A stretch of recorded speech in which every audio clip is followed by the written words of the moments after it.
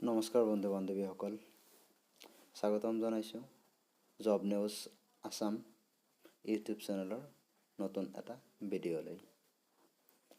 আজি আমি এই ভিডিঅ'ত অসম চৰকাৰৰ প্ৰত্যক্ষ নিযুক্তি আৰু অসম পুলিচৰ ৰিক্ৰুইটমেণ্টৰ বিষয়ে আহিবলগীয়া কিছুমান অতি গুৰুত্বপূৰ্ণ প্ৰশ্ন আলোচনা কৰিম। গতিকে ভিডিঅ'টো শেষ নোহোৱালৈকে স্কিপ নকৰাকৈ চাব। প্ৰথম প্ৰশ্ন, অসমৰ সৰ্বোচ্চ শৃংগটোৰ নাম কি? উত্তৰ, লাইকেই। লাইকেই অসমৰ আটাইতকৈ সৰ্বোচ্চ শৃংগ। 2 নম্বৰ প্ৰশ্ন, লালা ৰেল জংচন ক'ত অৱস্থিত? উত্তৰ, লালা জংচন বৰাক উপত্যকাত অৱস্থিত। 3 নম্বৰ প্ৰশ্ন, কলিকতাৰ পৰা ঢাকা হৈ শিলচৰলৈ প্ৰথম ৰেল কেতিয়া আহিছিল? উত্তৰ, 1850 চনত আহিছিল। 4 নম্বৰ প্ৰশ্ন, উত্তৰ ভাৰতৰ দুৱাৰমুখ বুলি কোনখন চহৰক জনা যায়? উত্তৰ, গুৱাহাটী চহৰক উত্তৰ পূব ভাৰতৰ দুৱাৰমুখ বুলি জনা যায়। 5 নম্বৰ প্ৰশ্ন, অসমৰ কোনখন জিলাত নগৰীয়া জনসংখ্যাৰ অনুপাত বেছি? উত্তৰ, কামৰূপ। কামৰূপ জিলাত নগৰীয়া জনসংখ্যাৰ অনুপাত বেছি। 6 নম্বৰ প্ৰশ্ন, কিমান চনত কলিকতাৰ পৰা ব্ৰহ্মপুত্ৰইদি ব্ৰহ্মপুত্ৰ সমতললৈ জাহাজ চলাচল আৰম্ভ হয়? উত্তৰ, 1849 চনত আৰম্ভ হয়।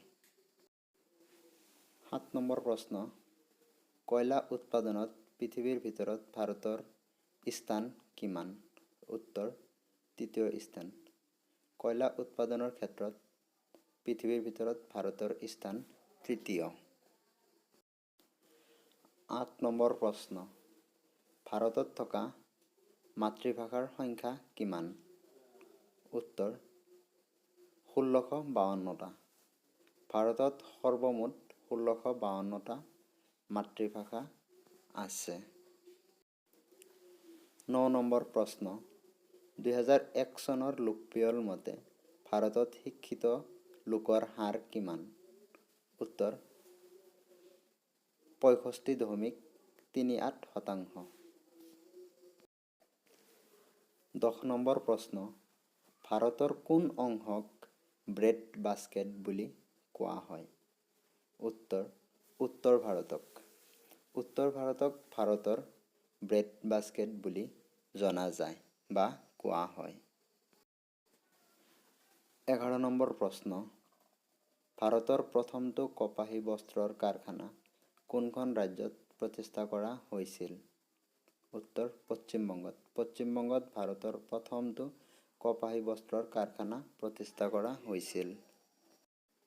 12 নম্বৰ প্ৰশ্ন, 1971 চনৰ লোকপিয়ল মতে ভাৰতৰ শিক্ষিতৰ হাৰ কিমান? উত্তৰ, 34.45%। 1971 চনৰ লোকপিয়ল মতে ভাৰতত শিক্ষিতৰ হাৰ 34.45%। 13 নম্বৰ প্ৰশ্ন, হিলৈকুন্দা পাহাৰ কোন জিলাত অৱস্থিত? উত্তৰ, মৰিগাঁও জিলাত অৱস্থিত। 14 নম্বৰ প্ৰশ্ন, মায়াং পাহাৰ কোন জিলাত অৱস্থিত? উত্তৰ, মায়াং পাহাৰ মৰিগাঁও জিলাত অৱস্থিত। এইখিনি আছিল আজিৰ ভিডিঅ'। ভিডিঅ'টো যদি ভাল লাগিছে ভিডিঅ'টোত এটা লাইক কৰিব আৰু এনেকুৱা ধৰণৰ প্ৰয়োজনীয় ভিডিঅ' পাবলৈ চেনেলটো ছাবস্ক্ৰাইব কৰিব। ভিডিঅ'টো শেষলৈকে চোৱাৰ বাবে ধন্যবাদ। আপোনাৰ দিনটো শুভ হওক।